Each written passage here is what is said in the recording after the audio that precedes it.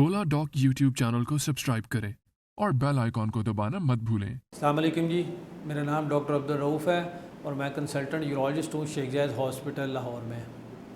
आज हम जिस टॉपिक के मुतालिक बात करेंगे वो है इरेक्टाइल डिसफंक्शन। अगर किसी शख्स को मुस्तकिल बुनियादों पर इरेक्शन या शहवत ना आए और अगर शहवत आ जाए मगर कायम ना रहे और वो शख्स सही तरीके से सेक्स परफॉर्म ना कर सके तो हम इसको इरेक्टाइल डिसफंक्शन कहते हैं। 50% जो हमारे मर्द हजरात हैं उनको 40 साल के बाद सम डिग्री ऑफ जो इरेक्टाइल डिसफंक्शन है इसका सामना करना पड़ सकता है, क्योंकि जैसे जैसे उम्र ढलती है मर्दों का एक हार्मोन जिसका नाम है टेस्टोस्टेरोन, इसमें एक कमी वाक़या होना शुरू हो जाती है और यही कमी इस बीमारी का बायस बनती है। लेकिन ये ग्रेजुअल प्रोसेस है और ये अकलौती वजह नहीं है इरेक्टाइल डिसफंक्शन की। इसके अलावा भी काफ़ी वजूहात हैं जिसकी वजह से सडन इरेक्टाइल डिसफंक्शन का मरीज़ शिकार हो सकता है। पाकिस्तान के टॉप डॉक्टर्स के साथ अपॉइंटमेंट बुक करें, वो भी पेशेंट फीडबैक देखते हुए।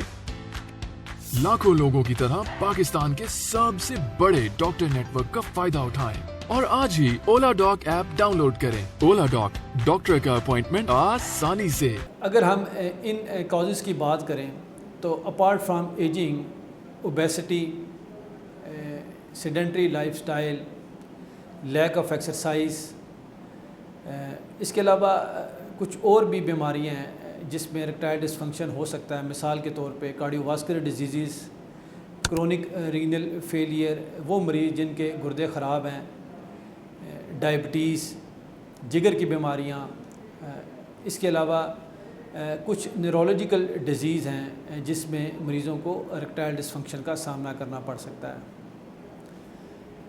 इसके अलावा थायराइड डिजीज़, वो मरीज़ जिनका कोलेस्ट्रॉल का लेवल ज़्यादा है, या कुछ मरीज़ जिन्होंने किसी किस्म की पेल्विक सर्जरी करवा रखी हो, या हमारे वो मरीज़ जिनको स्पाइनल कॉर्ड की इंजरी ड्यू टू ट्रॉमा हुई है, या उन्होंने पेल्विक रेडिएशन लगवाई हैं, तो ऐसे सारे मरीज़ इरेक्टाइल डिसफंक्शन का शिकार हो सकते हैं।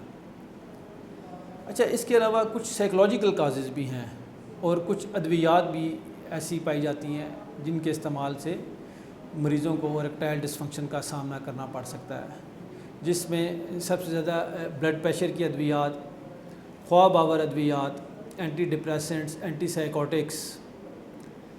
वो मरीज़ जो कि मुस्तकिल तौर पे एलर्जी या नज़ला ज़ुकाम की अद्वियात का इस्तेमाल करते हैं, या फिर कुछ मरीज़ मुसलसल मैदे की तेज़ाबियत के लिए अद्वियात का इस्तेमाल करते हैं, तो ये सब जो अद्वियात हैं इरेक्टाइल डिसफंक्शन का बायस बन सकती हैं। इसके अलावा आजकल हमारी नौजवान नस्ल में रिक्रिएशनल ड्रग का एक मनफी रुझान पाया जाता है, तो इसकी वजह से भी लेटर ऑन मरीज़ों को इरेक्टाइल डिसफंक्शन का सामना करना पड़ सकता है। अगर आपको भी ये मसला है तो आप किसी भी यूरोलॉजिस्ट को विज़िट कर सकते हैं और अपना मुआयना करवाने के बाद इस मर्ज़ की तशख़ीस करवा सकते हैं। इसके लिए खून के कुछ ज़रूरी टेस्ट या हार्मोनल प्रोफाइल करवाई जाती है, और बाज़ औक़ात अगर डॉक्टर ये चाहेगा तो आपका एक आधा अल्ट्रासाउंड भी करवाया जा सकता है। इसके अलावा कुछ एडवांस डायग्नोस्टिक टेस्ट भी अवेलेबल हैं जिससे इरेक्टाइल डिसफंक्शन की मुकम्मल तौर पे तशख़ीस हो जाती है।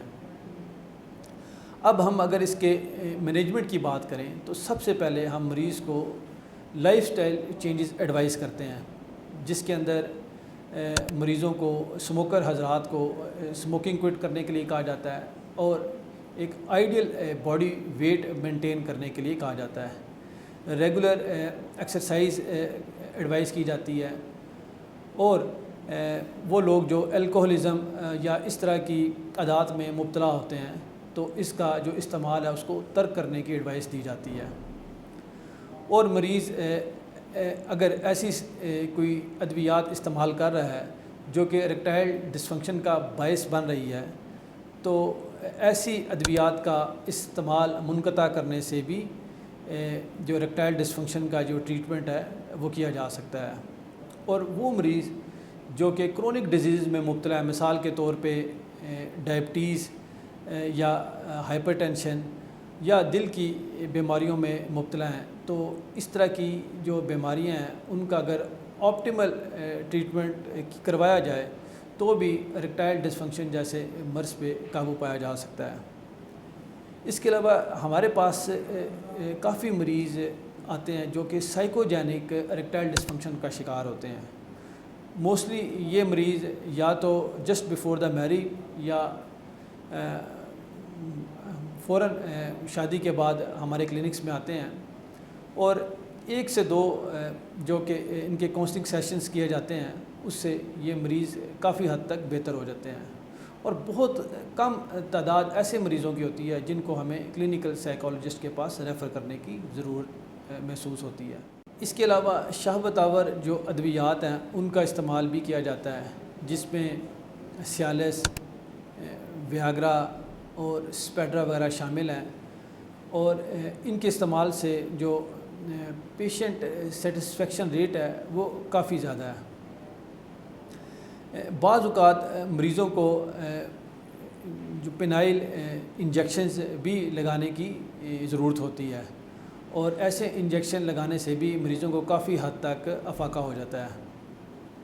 اس کے علاوہ ویکیوم اسسٹڈ ڈیوائسز بھی استعمال کی جاتی ہیں، یہ بھی ایک بہت چیپ آپشن ہے، اور وہ مریض جو کہ مختلف شوگر اور بلڈ پریشر کی ادویات استعمال کرتے ہیں اور جن کو ڈرگس سائیڈ افیکٹ کا پرابلم ہوتا ہے، ایسے مریضوں کے لیے یہ اس طرح کی جو ڈیوائسز ہیں وہ کافی بہتر ثابت ہوتی ہیں۔ اب ہم بات کرتے ہیں سرجریز کی۔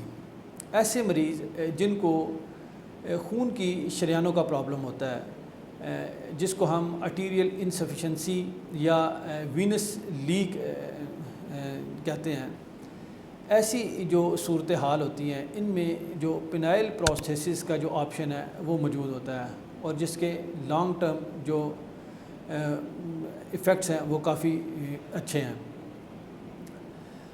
آخر میں ایک میسج جو دینا چاہوں گا وہ یہ ہے کہ عام طور پہ لوگ مشورہ کرنا پسند نہیں کرتے اور سیلف میڈیکیشن سٹارٹ کر دیتے ہیں، اور میڈیکل سٹور سے ویاگرا لے کے خود ہی مریض اس کا استعمال شروع کر دیتا ہے۔